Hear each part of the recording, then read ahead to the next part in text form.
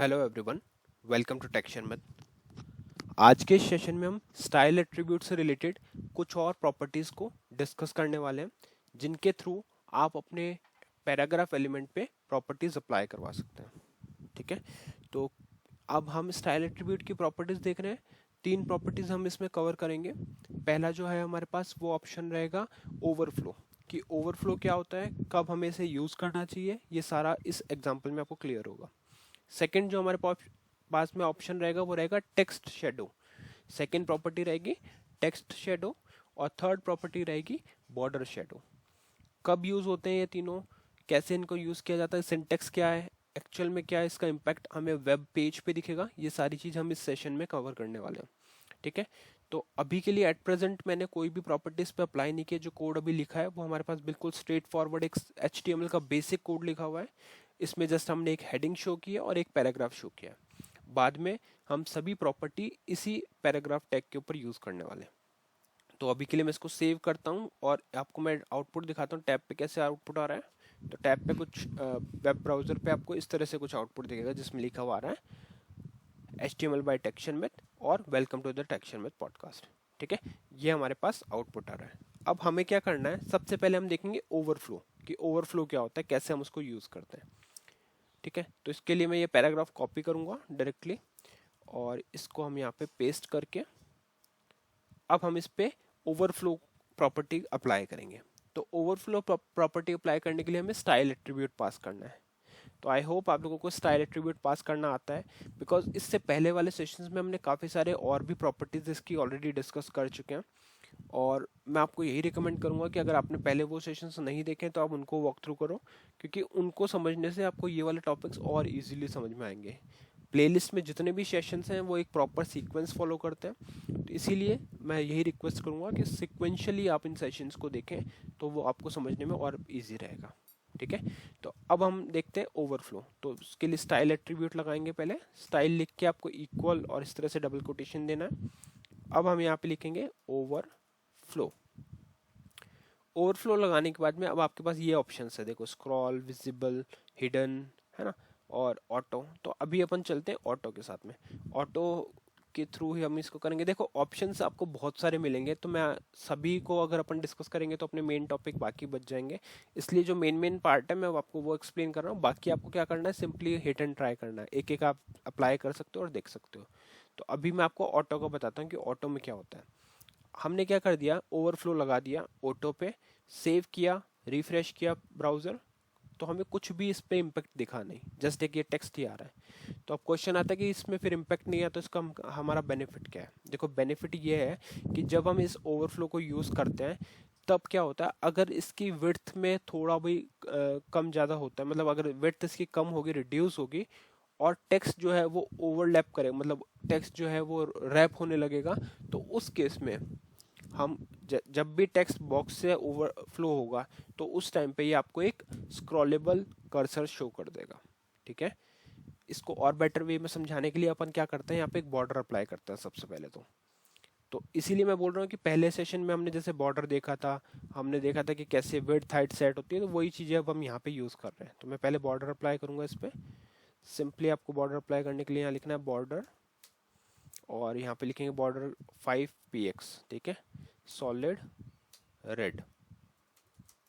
ठीक है, तो ये इसका साइज और सॉलिड रेड हमने पास किया, सेव करके रिफ्रेश किया, तो ये कुछ इस तरह से आ रहा है। अब हम इसकी हाइट में चेंज करेंगे, तो हाइट लगा देते हैं।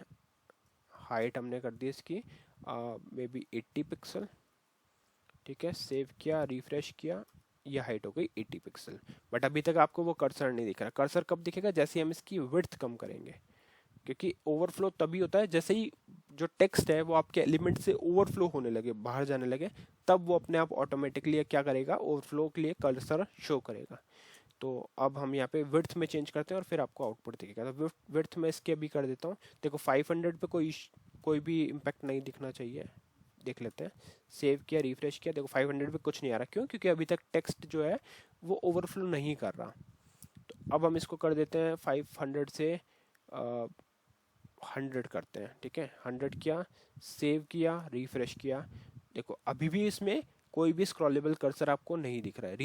रीजन ये है क्योंकि अभी तक हमारी जो टेक्स्ट है वो एलिमेंट के अंदर ही है, एलिमेंट से बाहर नहीं जा रही। तो एलिमेंट से बाहर जाने के लिए या तो अब हम क्या कर सकते हैं, हाइट थोड़ी कम कर दें, जैसे ही हाइट कम करेंगे तो एलिमेंट से बाहर जाएगा, या फिर थोड़ी विड्थ और कम कर दें। तो मैं आपको दोनों ऑप्शन दिखाता हूँ। अभी इसको कर देते हैं 80 पिक्सल, सेव, रिफ्रेश। ओके, अभी भी नहीं आ रहा, तो इसको 60 कर देते हैं। ठीक है, 60 में देखो अब आपको यहाँ पे कर्सर दिख रहा है, ये किससे आ रहा है, ये आ रहा है हमारे पास ओवरफ्लो से। ओवरफ्लो प्रॉपर्टी से आपको ये कर्सर मिलता है, ये हॉरिजॉन्टल भी मिल रहा है और वर्टिकल भी मिल रहा है। बट इसको मैं बेटर वे में समझाने के लिए आपको क्या करता हूँ, 100 इसको करते हैं और हाइट हम कम कर देते हैं 40 पे, तो थोड़ा सा और भी प्रॉपरली आप कर्सर दिखेगा। देखो अभी दिख रहा है। आई थिंक हाइट हाइट हम 100 पिक्सल करते हैं और विड्थ हम करते हैं 80 पिक्सल। ठीक है, तो इस तरह से आप ट्राई करें। हाँ, ये देखो ये आ रहा है 100 पे, इसकी विड्थ करनी पड़ेगी कम, 30 पिक्सल कर देते हैं। देखो अभी आपको दिख रहा है कर्सर, तो ये हाइट वाला कर्सर यहाँ पे आपको शो होगा जिसमें आपको टेक्स्ट दिख रहा है, और वैसे ही हमारे पास विड्थ का भी आ रहा है ना। तो ये हमें अपने अकॉर्डिंग ही डिसाइड करना होता है। जैसे अगर यहाँ पे हम फिर से 80 कर देते हैं इसको, तो इस केस में कोई भी इशू नहीं हो रहा है ना। बट इशू कब होगा, जब हम इस टेक्स्ट को रिपीट कर देते हैं काफ़ी बार, तो आपको यहीं पे फिर वो शो हो जाएगा। ठीक है, तो यहाँ पे सेव किया, रिफ्रेश किया, देखो अभी आपको दिख रहा है प्रॉपरली कर्सर। तो ये कर्सर दिख रहा है, अब विड्थ में कोई चेंज नहीं हो रहा है, इस वजह से यहाँ पे हॉरिजॉन्टल कर्सर हमें नहीं दिख रहा। तो वो अपने आप एडजस्ट करेगा। अगर आप हाइट में नीड होगी तो हाइट का प्रोवाइड करेगा, विड्थ में नीड होगी तो विड्थ का प्रोवाइड करेगा। ठीक है, बट ओवरऑल आपको समझ में आ गया कि कब हमें ओवरफ्लो का यूज करना होता है। ठीक है, अब नेक्स्ट, अब आप बाकी ऑप्शंस खुद से ट्राई कर सकते हो कि कैसे हम ओवरफ्लो के साथ में और ऑप्शंस का यूज कर सकते हैं। जैसे वहाँ पे आपको कुछ शो हो रहे होंगे ऑप्शंस, तो आपको सिंपली लिखना है स्क्रॉल है, यहाँ पे स्क्रॉल लगा के देख सकते हैं क्या हो रहा है। तो स्क्रॉल में ये यहाँ पे आपको शो कर रहा है स्क्रॉल, है ना। ऑटोमेटिकली ओवरफ्लो में नहीं, ऑटो मतलब वो जब नीड हो तब आएगा, और स्क्रॉल में वो आपको विजिबल ही रहेगा। ठीक है, तो ये हो गया एक चीज़। अब अच्छा, इसमें ऐसा ही है क्या, देखते हैं। देखो विड्थ को हम कर देते हैं 800, फिर से सेव किया, रिफ्रेश किया।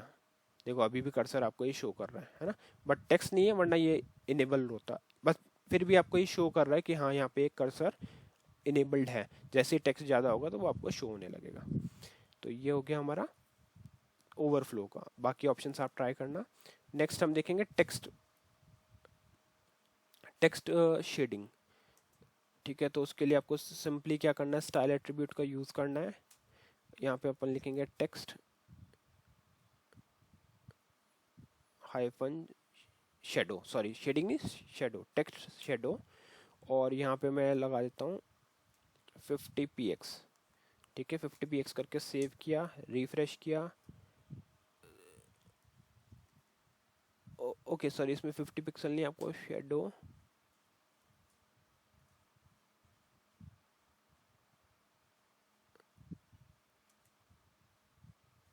इसको वापस से लिखते हैं एक बार, टेक्स्ट शेडो, और यहाँ पे हम लगा देते हैं 100px। सेव किया, रिफ्रेश किया। ओके हाँ, इसमें हमें ऐसे नहीं, इसको इस तरह से लिखना पड़ेगा, आपको लिखना पड़ेगा 2x।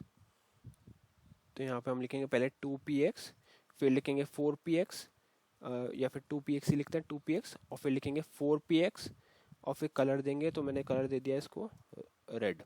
अच्छा, अब ये क्या लिखा हमने, देखो सबसे पहले हम लिखते हैं हॉरिजॉन्टल ऑफसेट। क्या होता है हॉरिजॉन्टल ऑफसेट? हॉरिजॉन्टल ऑफसेट में क्या होगा कि जब मैं अगर आपको इसका आउटपुट दिखाऊंगा तो आपको और क्लियर होगा आउटपुट के साथ में। तो इसको सेव करते हैं, रिफ्रेश करते हैं। देखो अभी आपको शेडो दिख रहा है, इस टेक्स्ट के ऊपर रेड कलर का शेडो आ रहा है। ठीक है, तो ये ऑफसेट क्या होता है, अगर इसको अपन जैसे 8 कर देते हैं, 8px, सेव किया, रिफ्रेश किया, तो देखो अब ये थोड़ा सा 8px के अकॉर्डिंग आपको आउटपुट शो कर रहा है। उसी तरह से अगर हम इसको यहाँ से फिर से चेंज करके 80px करते तो क्या होगा, देखते हैं। सेव किया, तो हॉरिजॉन्टली आप में आपको चेंजेस दिख रहा है इसमें, है ना। उसी तरह से यहाँ पे अगर आप इसमें चेंजेस करोगे, फॉर एग्जांपल मैंने 20 यहाँ पे कर दिया, तो वर्टिकल शेडो में चेंज आएगा। तो देखो कहाँ चला गया शेडो, है ना। तो ये हो गया वर्टिकल ऑफसेट, वो होता है हॉरिजॉन्टल ऑफसेट, ये है वर्टिकल ऑफसेट। और 4px जो हम दिखा रहे हैं वो है ये शेडो शेडो पिक्सल्स के। अभी जैसे मैं आपको 40 सेव करके दिखाता हूँ, तो ये कुछ आपको विजिबिलिटी ऐसी हो गई, है ना। तो ये जब भी अब आपको यूज़ करना है शेडो को, तो आप ये सारे ऑप्शंस वहाँ पे स्पेसिफाई कर सकते हो। और बाद में आपको कलर मेंशन करना होता है, ठीक है, बाद में आपको कलर मेंशन करना होता है। तो ओवरऑल हम क्या क्या वैल्यू पास कर रहे हैं, पहले हम पास कर रहे हैं हॉरिजॉन्टल ऑफसेट, फिर हम पास कर रहे हैं वर्टिकल ऑफसेट, फिर आता है ब्लर रेडियस कि ब्लर कितना करना है उसको, है ना, कितना ब्लर होना चाहिए, तो वो यहाँ पे स्पेसिफाई कर सकते हो। 4px रखते हैं नॉर्मली, और फिर हम कलर पास करते हैं, ठीक है। तो इसके बाद में आपको कुछ इस तरह से आउटपुट दिखेगा। तो इसको अभी वापस से 2px कर देते हैं, 2px प्रॉपर था, और यहाँ भी 2px, ठीक है। सेव किया, रिफ्रेश किया, तो ये कुछ इस तरह से दिख रहा है ना।